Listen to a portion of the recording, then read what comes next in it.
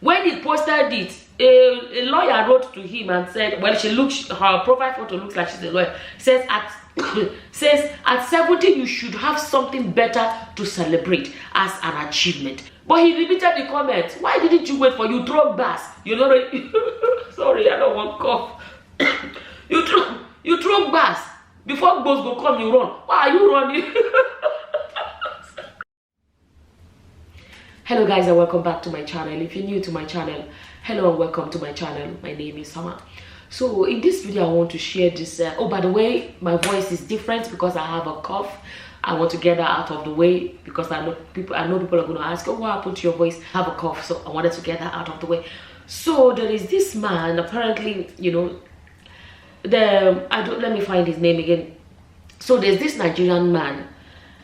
His name is Francis Van Lare. So this man apparently, like what I thought to myself, I said, now we finally found out where that saying, you know, the 70-year-old man, we finally found out who that thing was referring. I don't want to laugh because I have a cough. If I laugh, it's going to tickle my throat and start coughing. That 70-year-old man, we finally found who that statement was made about. He said he's turning 70. And to mark his 70th birthday, he's going to post the name of 70 women he has slept with. I am compiling the names of all the women I have poet since 1970. The first one is Felicia, and I published her story on Wall. She even got my mom fired because she will not give her pekus to the doctor who owns the hospital. They both worked, and the doctor was mad that it was small me that she chose to poi. Have your data ready December 7 and you see their names and photos. If I have poied you and you do not see your name on the list, please inbox me to edit it and add your name. If your poi was memorable, then I will add it. And but he has never posted any picture of anybody that he only posted names. That's what he said. And he started throwing out names. I'm going to tell you guys, I personally believe that it's fake. I believe so. But the unfortunate thing is this. If it's fake or if it is real, it still says a lot about him as a person. I don't even want to call it as a man. Because, you know, a man is supposed to be a big word. A powerful word. Not every grown person is a man. You know what I mean? I don't want to use the word man to describe him, because no real man would think that on his 70th birthday that this is what he has to show the world as his achievement. I'll tell you guys why I think that this is fake in a second. This guy made a post speaking about the sacrifices his father made, right? Listen to this and I will tell you guys. Okay, I don't know which one to say first. He shared a story. Okay, no, let me read this, okay? So that you guys will not know why I do not believe his story. So, so here is the story he shared. Because honestly, I've seen this guy a few times before, but he's not somebody I don't even know his name. I didn't even know his name and all of that. But anyway, you see people on the internet. But let me tell you guys, he shared the story and claimed that he could have died in the plane crash with Abacha's son.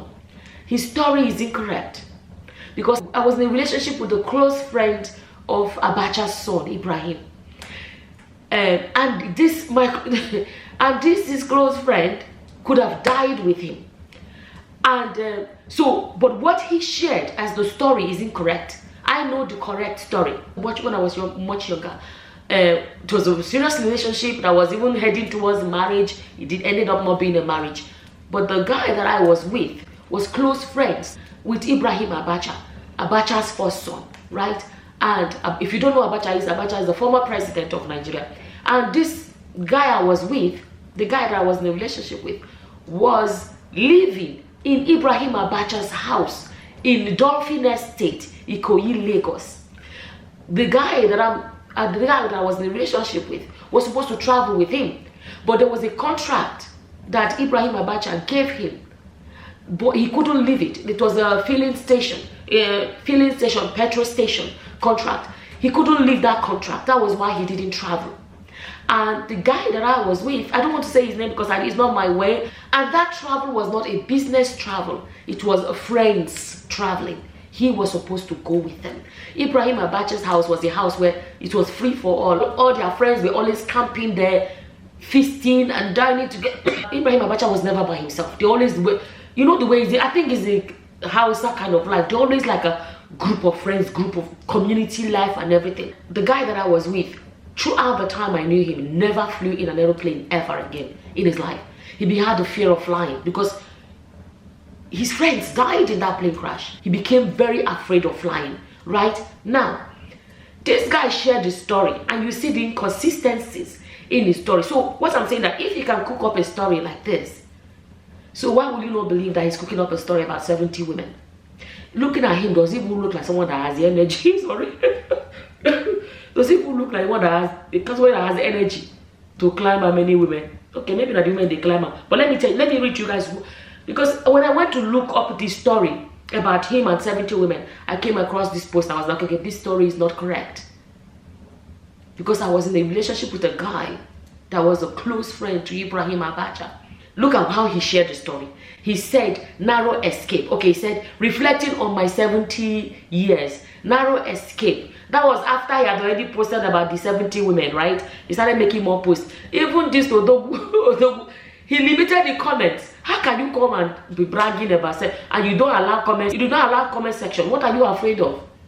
You want to be Odogu to come and say Kini, but you cannot even stand comments. Okay, listen to the story, the inconsistencies that I saw, because I have first-hand information about, what happened.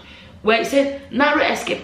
In January 1996, a good friend of mine came to my house in Ikeja and was to pick me up to join him and the late General Ibrahim Abacha's son on the flight to Abuja. It was not a flight to Abuja, it was a flight to Kano. They were going to Kano. According to the guy I was dating, they were supposed to go to Kano. They are from Kano. The guy that I was dating is a Kano guy. He's from Kano. Long story short, there's no point in reading the rest of it, but that part where he said it was a trip to Abuja, that was when I knew. So when I saw this story, I began to question, what else? If somebody can cook up a story like this, then why will I believe his story about 70 women? Okay, now, look, this is the story of him. He said about his father. Listen to this. He said, happy 70th birthday, Daddy. My dad moved to New York from Nigeria in 1977 after working for years as a flight attendant. He spent everything he had on his plane ticket and arrived to Ellis Island with $20 to his name. $20 to his name. In New York, he became a delivery driver. He had no driver's license, by the way, but back then they didn't check, and worked his tail off doing odd jobs. Look at how much his father suffered. And how did his son turn out? Okay, let me read this, not very long. And worked his tail off doing odd jobs to eventually build his own successful freight forwarding business in Atlanta, Georgia. He waited 30 years to finally get granted American citizenship. I don't know a person alive who has faced more adversity than my father, and he inspired me every day. He inspired you to become this at 70? Really? How did your father, is this how your father celebrated his birthday? To persevere no matter how tough the road gets. Thank you, Dad, for everything you've done for me. This is how you reward him, by tarnishing the name he built for himself, right? He said, all you done for me, and teaching me nothing is unattainable, including chasing after 70 women. And to never take no for an answer. I love you. So in spite of everything his father did, all the sacrifices his father made was for him to grow up and be nothing but a Kpekus hunter. Sorry. Kpekus. A Kpekus hunter. Abi, is not Kpekus hunter. If VJJ is all he can celebrate on his 70th birthday, is that not what he is? Like I'm saying, if this story is true, that he actually was with these 70 women and he saw the need to post it, it says a lot about who he is. And if it is not true and he's using to chase clout, for a 70-year-old man to think that something like this is okay to chase clout with, it still says a lot about who he is. You understand? Does he even have any care about his reputation? What kind of a man? I don't even want to use the word man for him. What kind of an individual with what kind of thinking would make an individual think this is okay? Do you know that I tried to look this guy up? I can't find out who he is. I'm being honest. I don't know. The only thing I found out that they say he was married to one Amara Nwosu. And I think I used to see that lady with relationship posts. I think I remember now. When they got married, I think it was all over social media. I think so. You will not believe that this guy, this individual, has been married 5 times, divorced 5 times.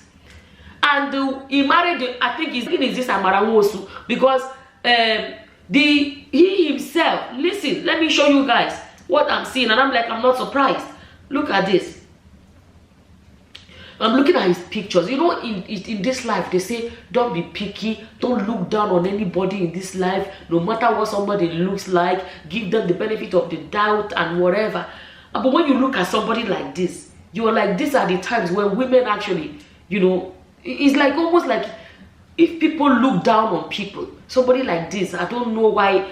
You look at him, I'm telling you guys, look, if people were to look down on somebody like this, I'm not sure anybody will let them talk to her. Go let them talk to them 2 times. And let's be honest. But you know, in this life, they say women, don't be don't be superficial, don't forget about, it's not all about what a man looks like, give people the chance or whatever. So women, some of those women that is, if truly that list is real, some of those women, it can be that they thought, okay, you never know, maybe he's going to end up in a marriage, don't look down on him, let's try first and see what maybe his personality will be something. And you understand what I'm trying to say? When he posted it, a lawyer wrote to him and said, well, her profile photo looks like she's a lawyer, says at 70 you should have something better to celebrate as an achievement. This is low with all due respect. Another person said, how old are you again, sir? I only blame those who deemed you fit into their sacred places. Yeah. This one said, how come you remember their names? That's why I'm saying this is not possible. How you want to remember names, even first names and last names? 70. Forget the matter. But he repeated the comment. Why didn't you wait for you throw bass? You know, sorry, I don't want cough. you throw bass before boss go come. You run. Why are you running? Leave comment section. Throw bass. Let boss come and meet you. Eh? You want to bass boss? You dey run. You never even start. Another one he wrote. He said, after I finish the list of ladies that we point, I will compile the list of all those gay men who wanted to point my nyash. He said, one held me down with 2 men and his bowler activated. It took the grace for me to escape. I said, this guy is chasing clout at 70. He's chasing clout. So apparently this is his ex-wife, the Nwosu. He was married to one other person. They said she's a Calabar Tanzanian architect in 2018. It ended after 7 months. Him and Angela also were married for only 2 years and some months. Listen to this one. And this is I saw this from Linda Ikeji. No, sorry, from the website, say tori.ng. He said the people are thinking it's the Angela Nwosu that he married and she already had 4 children. That they beat him. Don't support violence. So according to him, they beat him up to near death. It makes more. They think about what will make a woman and her 4 children to gather and beat somebody. Think about it. Something must have really happened. Okay, in this particular, they say, though he did not mention the name of the ex-wife, the one that they beat him up, said the time frame he gave in his story correlates with the period he married and divorced relationship expert Amara Blessing Nwosu. So apparently the Nwosu has dumped him and she has married somebody else and moved on with her life. I saw another one where he said, my Jezebel ex-wife used to Photoshop my face to deceive the one that she married a man in his 30s. So it shows that she was only managing him. If she has to decide to Photoshop his face, maybe she was just managing him, that his face was not appealing to her. Jokes aside, this story, let's be honest, in case it's true, if it is true, a man like this, I don't know if it's true, but a man like this they have to get STD test and HIV test or something done, because there are some men that do it. They know they have an illness, and they just go from woman to woman to spread it, because there's no other explanation for somebody acting, you know, that makes somebody to just be going through men like this. Sometimes it is men that have HIV that decide to spread it in this way. If it is true that he was with 70 women, personally, I do not believe that he was with so many women. I do not. Basically, that's how I feel about the whole story. I think he's lying. I may be wrong, but that's how I feel. Because like I said, when I read that story about Abacha's son, I knew that story was not correct. That's why I started questioning every other thing that he wrote. But every other thing, if it is true, it is still shameful for a man of his age. If it is not true, it is still shameful. Nobody needs to know how many women you've been with or whatever. Nobody. That's maturity, right? And if it's not true and he wants to chase clout this way, it's still embarrassing for a man of his age to know that there are better ways to want to chase clout, other ways to get attention, not something as ridiculous and so embarrassing as this. The worst part is that he chose his birthday. Instead of using your birthday to put yourself there in a positive way, you chose your birthday to put yourself out there in such a ridiculous way. There is something not right about such a person. That's how I feel about it. As always, this is my opinion that I have shared. And as always, whatever your opinions are, please leave them in the comment section below. With that, I'm going to say thank you for watching. Until the next time, guys. Bye-bye. Bye.